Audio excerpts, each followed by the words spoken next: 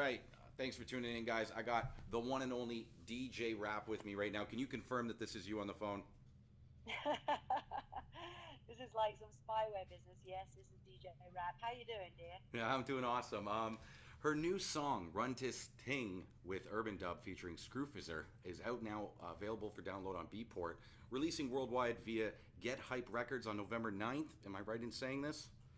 Yeah, well, it's actually out now. It's exclusive on Beatport for a week, and then everyone else gets it November 9th. But you can get it now, and there's like a wicked 15% off coupon and all kinds of goodies. But yeah, it's doing really well. Really grateful to everybody. They've received it so well. And we're storming up the charts right now. So I really feel very, very grateful that everybody is doing that. That's amazing. Awesome. It's awesome to hear new stuff from you, too. I told a friend of mine that I'd be talking to you, and he was actually listening to that song, he said, when I sent him the text message. And Oh, cool. Yeah, it's catchy, isn't it? it is. It is. It's a great tune. I love, and to be honest, I'm an MC. I come from a lyrical background, and the guy Screwfizzer, am I saying his name right? Yeah. Is amazing. It was an awesome blessing on top of an amazing beat. So, yeah, get on it. If you guys haven't heard it, go download it and buy it when it's available. Um, what I want to do, I want to ask you a few fun questions before we get into the industry ones, if that's okay. Is that okay with you? Sure. Okay, so the first one I have is, do you remember the first concert you ever attended? Oh, that's a great question. And I actually do. The first concert I ever attended was UB40, believe it or not. Wow. Um, Yeah, I was pretty young, but I actually got a late start into music because, I had been brought up in convents and boarding schools, and it was all classical piano, so it was all Bach and Beethoven, and so yeah, it was a long time before I got into pop or anything like that. So I was quite a late bloomer when it came to that. But UB40 was the first concert, definitely. all right, do you remember the first album that you would have purchased with your own money? And by that I mean like not the first CD you got from your parents as a hand-me-down or a tape, I should say, but like something that you actually went out and bought with. Wow, that's a hard question, and it's funny what you remember when you think about it. Because at first, my first response to you, my first instinct was to say no, but I think I do remember actually. I think it was a Genesis record, and I'm a huge rock fan. I love rock. I love indie music, and back in the day, Genesis when Phil Collins was the drummer. I was very into that band. So yeah, I think probably Genesis was probably one of the first records. I was definitely into the Jam and the Who and people like that. I was a mod, so I would wear all these parkas and have a little moped, and so I was into all of that stuff. And then it just kept progressing. I mean, Bowie, I was a huge Bowie fan as well. Roger Daltrey was just like my hero. So I can't remember maybe the first single or whatever, but I definitely remember like that it was Genesis probably. Yeah. You know, and I don't want to go off topic too far here, but you say you're a big Bowie fan. I have to ask, have you heard the new Arctic Monkeys album? I haven't actually.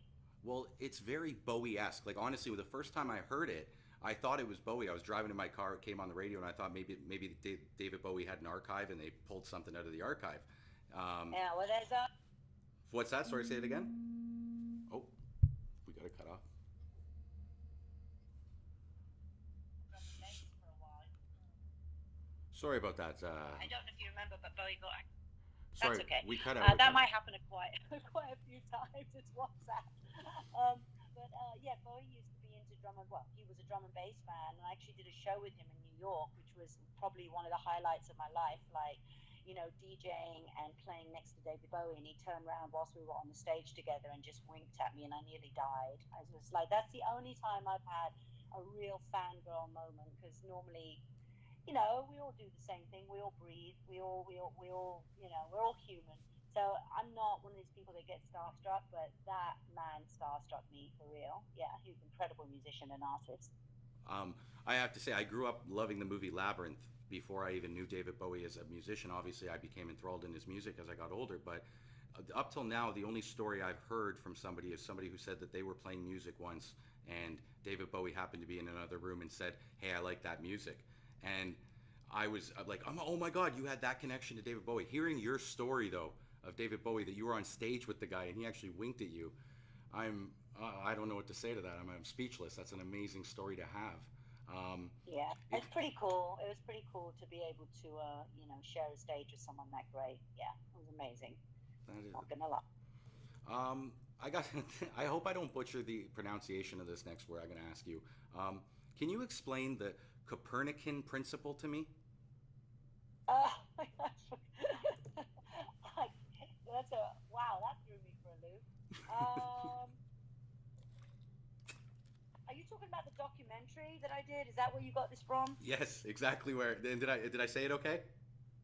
Yeah, you did. You did. It's basically in physical cosmology. Yeah, it's it's like an alternative name for the principle of relativity. So it basically says that humans on Earth or in the solar system are really not privileged of observers of the universe. And there was a thought process many years ago that we must be really special and we were the only people on here, and it must be a divine um, thing that has happened to make this happen. I don't know. I mean, when I did that documentary, I was hired as an actor to do it, so it wasn't like something I knew anything about. Um, but they're basically just saying when we're not privileged observers of the universe. This is just the way it is. So it's kind of it's kind of just a different theory. I mean, some people are like, is it divine? Is it not divine? But how we're here by design, all that kind of stuff. So it just that whole documentary goes through all of that. Well, Um, and it, to use not to try and blow anyone away, but basically one assumes that this principle says the universe appears in like isotropic or the same in all directions from our vantage point of Earth, right? But then another person might say that the universe is generally homogeneous, so at the same time everywhere at any given time. So it's also isotropic, but at any given point, and it's just kind of weird.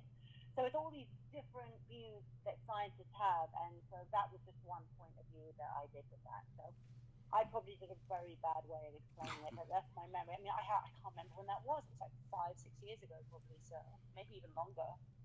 well, and you know what? I just wanted to bring it up because it's another aspect of who you are as an individual. Like a lot of people that listen to my podcast know you as DJ Rap, the Jungle DJ.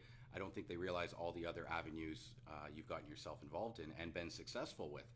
Um, Yeah, I love acting. Acting's fun. It's a completely different side of me. It's something I've been doing for 12 years now, and I'm in it. And what a lot of people don't know is I've done a lot of theatre and some of the biggest plays ever, like Equus.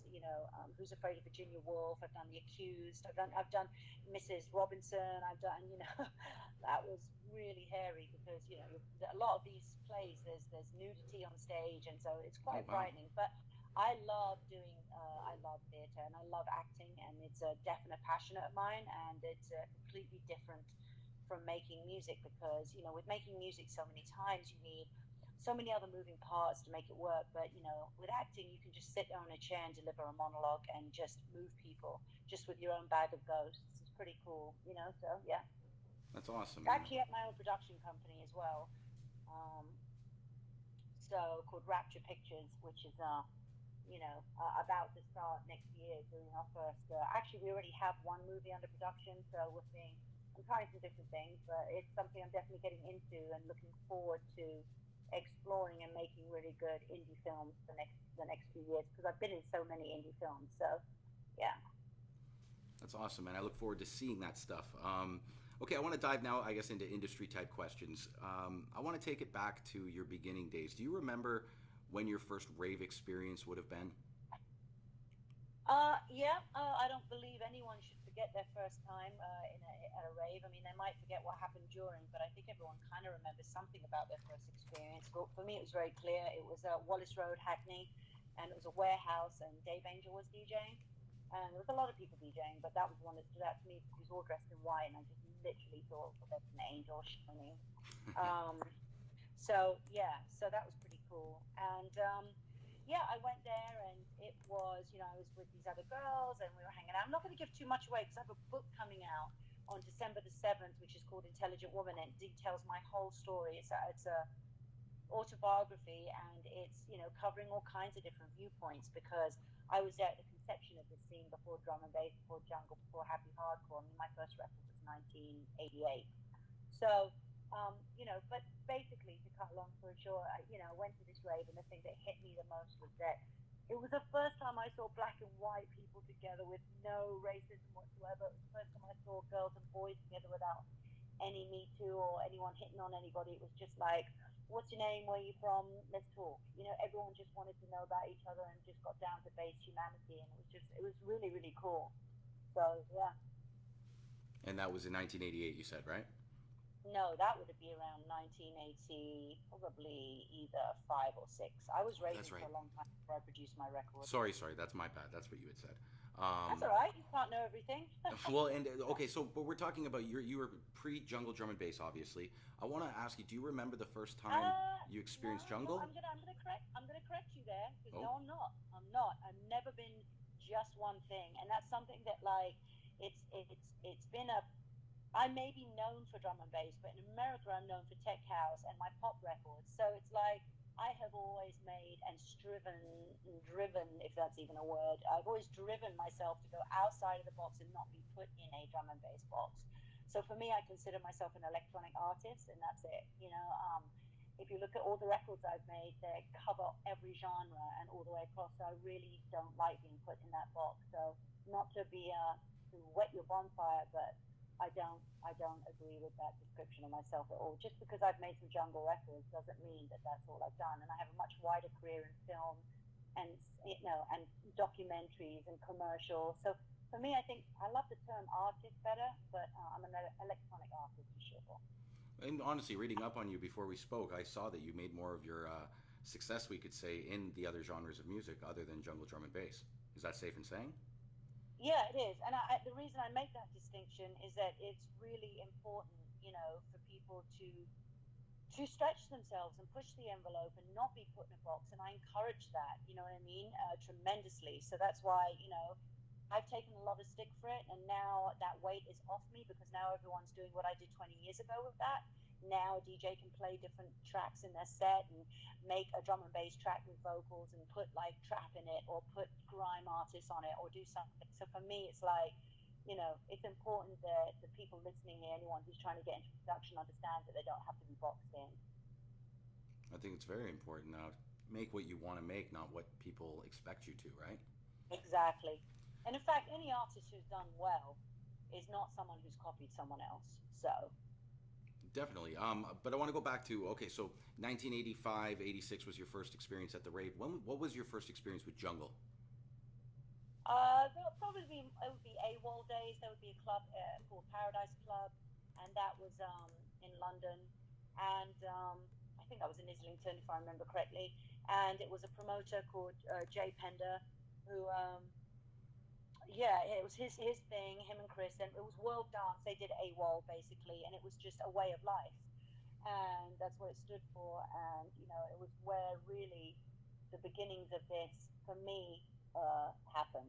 Not I don't know about anyone else, but for me that's where it happened. I'd be coming to this club and hearing these great underground artists that hadn't quite, everyone was just beginning then, like Goldie, Andy C, Kenny, all these people were just playing this amazing music. They're not beginning their careers, but I mean beginning to play this music there.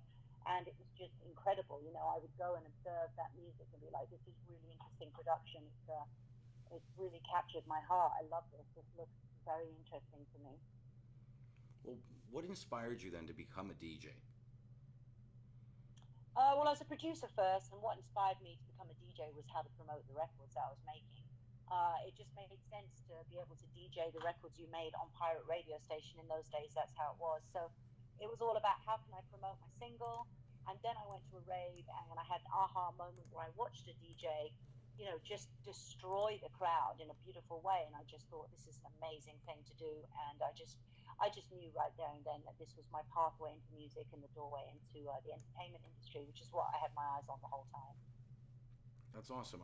Okay, so let me take a step back then and say, I know you said your first album came out in '88, but when did you actually start producing music? And let's not say electronica or electronic music, maybe even Well, in. my first single was 1988, so Okay, I started producing in 1988. That's when I started producing. My first album came a little bit after that, but there was quite a few singles. There was that single, and then I signed to Paul Oakenfold. and I did some house stuff. And the first record was a Balearic house record, and then after that, we started after the house kind of era. I started getting into happy hardcore. I was like signed to Suburban Bass and doing a bunch of stuff on there. And then, I started going to AWOL and being inspired by different music, and I started doing like the more drum and bass stuff. Well, jungle in those days, and then I did my first album, which was called Intelligence, and that then led to me getting my record deal with Sony. So yeah, that was pretty much how it went. That's awesome. What would you say is one of the, you know what, you already said the David Bowie story, so this might, I wonder if there's another one to tell, but what would you say is one of the biggest highlights of your career up till now, like in anything, acting, music, anything you've Dude, done? I got more than one story. Yeah, no, there's a lot of stories, but there's been a lot of highlights. I mean, there still are. It's still happening. I mean, I just did Brixton Academy last week, and it was I think 2 weeks ago, and that was amazing. Having a record in the charts like right now, having this looking at Beatport and seeing our record like climbing up and doing well is a highlight. But I guess the biggest highlights are Coachella, playing at events like that, having a record deal, seeing yourself on billboards with Calvin Klein campaigns, where I was the Calvin Klein model doing the Dirty Denim campaign, and seeing yourself all over the world on these huge billboards. I also did that with Caterpillar, and and the Armani stuff as well, and then seeing yourself on film in a movie theater is a highlight. But playing on stage with people like Dave Grohl and Green Day and Seal, and I did a lot of stuff where I did huge concerts, and so it was pretty fun. And when you're signed to Sony, that machine is a serious machine. So I'd be DJing with people like Christina Aguilera and Enrique Iglesias, and I know it sounds odd, but it works in America. And it was just like, I had some of the most amazing experiences on tour buses and in front of like hundreds of thousands of people. And definitely DJing at Glastonbury was a huge thing. But I think Coachella was pretty mad. That was just the biggest, it was just a mad, huge crowd. But yeah, and then there's other highlights where it isn't about me, where I was on the stage with Paul Oakenfold and he invited me up just to, have a look at the 350,000 people swaying in front of him at Glastonbury, and he was playing KLF, What Time Is Love, and that was a highlight as a fan. It was just like highlights are whatever you think they are, right? So Yeah, and to be honest, I can't wait to read your book. Based on what you just said, I can't share even one of those stories, so I can't wait to eat up your version of all of those tales. When is the yeah. book? When is the book coming out? By the way.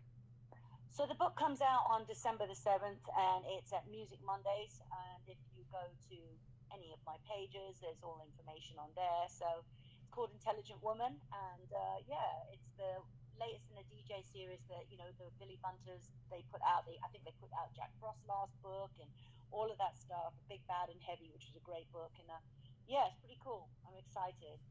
It's a long process and a very soul searching one. So yeah. That's awesome. Like I said, I look forward to getting a copy of it.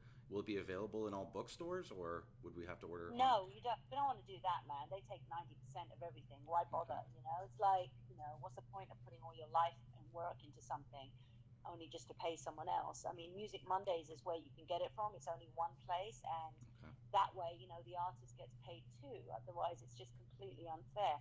Anytime you see these big books, it's like they take a huge chunk. Very few authors actually make a lot of money. So, not that this is about money, but if I'm going to pour my heart out for 7 months to write a book, I'm not going to do it to pay someone else 80% of my royalties, because that's 80% of my life.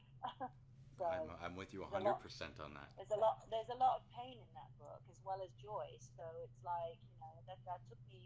I toned it down for the first 2 years that Billy was asking me about it. I was like, I don't want to do a book because I know all the bodies are buried.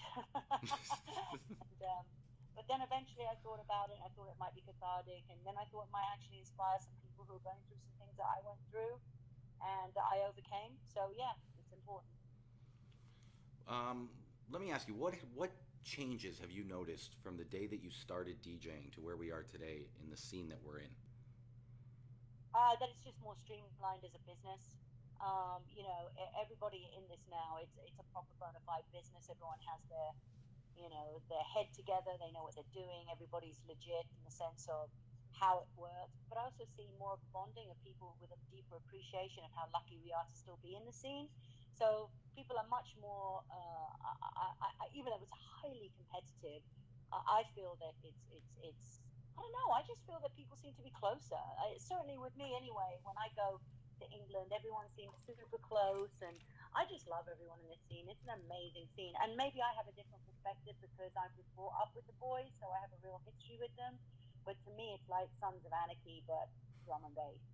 So um, I feel like it's close, but it's competitive, and it's run like a really well-oiled machine now. Um, and musically, the difference is that the music is now really adventurous, kind of where I was with Learning Curve. If you listen to that record, there's dubstep tracks in there with like, Fuck With Your Head and tracks like that, things that weren't even happening. And then there's songs in there about all kinds of stuff that's going on today. So for me, it's like this is a really great time where people are interested in the old vibe, but with a modern twist. It's all about vibe again, and I think that's amazing. It is, and it's to hear from someone like yourself who travels the world. You get to hear a non-isolated perspective. It's a valid observation because a lot of people I speak to are either from London or from Toronto, and they stay pretty much there. You're someone who's touring a lot, so it's good to hear a healthy perspective. Are you? And I shouldn't assume. Are you still touring a lot? Yeah, but I do strategy tours. In other words, I don't like to be touring a lot. I'm one of those people that prefers a rare tour than to always be somewhere. So for me, I'll do two or three visits to England a year, and those will be my tours. And then I'll do, next year is going to be a bit busier because it just is. It's the festival circuit, and I want to get out there a bit more. But I don't know, man. I'm kind of like I'm more of a producer than a DJ in the sense that I like to be more producing and in the studio, and I work a lot on film music and advert music and commercials, and it's a good payday to do that. It's actually a lot more harder work for less money to DJ, unless you're a Vegas DJ. So, and I don't want to play that commercial crap. So for me, it's like, it's always been about the music that interests me. So I try to keep it rare, but worth it when I'm out. So I try to just make noise when there's something to make noise about, and then I tend to disappear when there isn't. Not really into just talking about nothing. Although I am getting hooked on Insta Story, and I started that like a week ago. Now she's posting everything. It's crazy. I'm just addicted to it. Oh, don't fall into those holes. I'm in it. I'm You're in already it. in it. Do you But mind? it's cool. People get to see the dorky side of me. I have a really mad sense of humor, and I just do really funny crap. So I've never had a platform to do that before, so I like doing it on there and just making people laugh. It's cool. Do you mind sharing one of your secrets with me? If I was to ask, like, what do you use to make the music here? Like, what sequencing program or something? Would you mind sharing that with us? Yeah, it's not a secret. First off, no one can make music like me, and I can't make music like anyone else. First off, all you can do is make music like yourself. So all this secret stuff is just a load of bull, and I'm not a supporter of it. So I'll share anything I need to. In fact, I'm doing the Ableton Loop convention this week, where Ableton have asked me to do demos and studio sessions on my process. So I'll be doing that and sharing secrets with everybody at the Loop convention, and I'll be doing a special in-store at Amoeba Records as well, for Ableton. So I'm not a fan of like, this is my process, I'm not going to show you. It's stupid.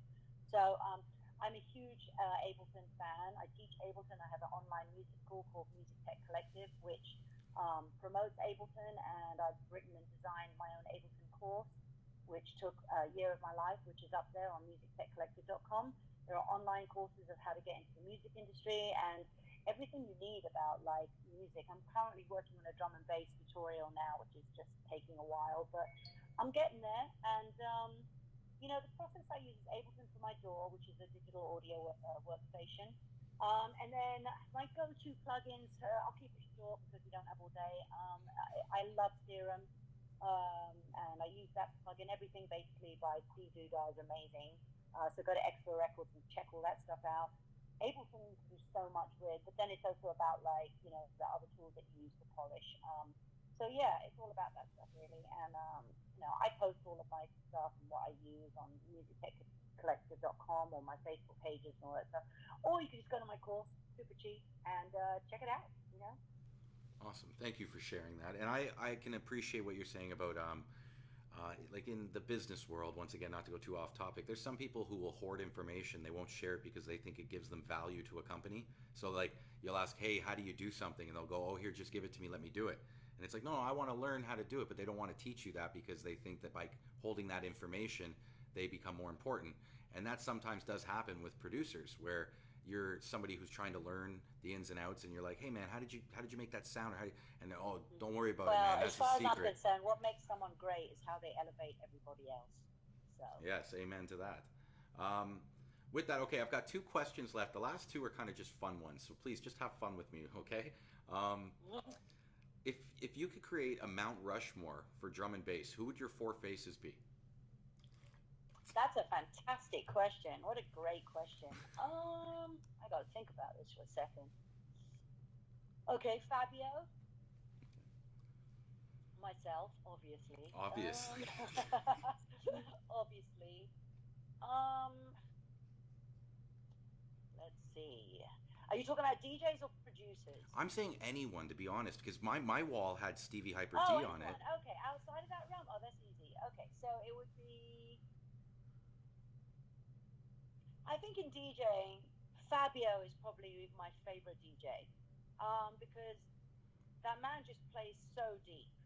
I think producer-wise, there's so many, but I'm a huge fan of the Prototype, and I love them, which is why it's such a dream to be on their label. I mean, a lot of their hit records that I've played are theirs. Um, I think it would have to be Prince, and it would have to be Bowie, and Hold on, hold it, on, hold on, hold on, Raph. If these are supposed to be jungle people, not when I say it I could be. just asked you. No, I no, just but what I asked you meant that. was You said it could be anybody. it can be Okay. anybody, meaning MCs, DJs, promoters. Like if you wanted to put Terry Stone, I wouldn't Oh my mind. You know what I god. mean? But yeah. All right. Okay.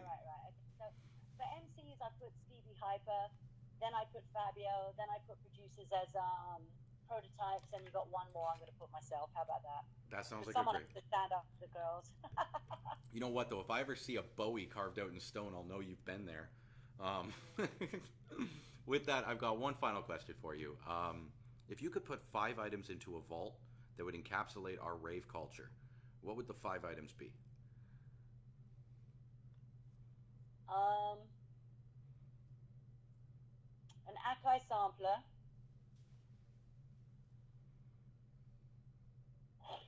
pirate radio, DTI aerial, I guess, because you can't put a pirate radio into a vault, but it's absolutely part of what happened with the scene. So I would say an aerial from pirate radio.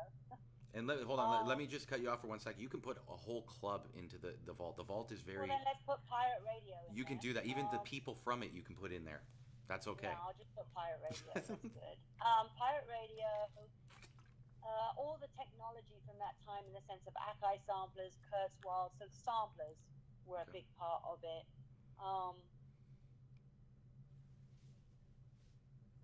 Club-wise, I'd have to say Rage or Heaven and Astoria, those major clubs that just broke everything in Eclipse. Those clubs were like, where it all came from.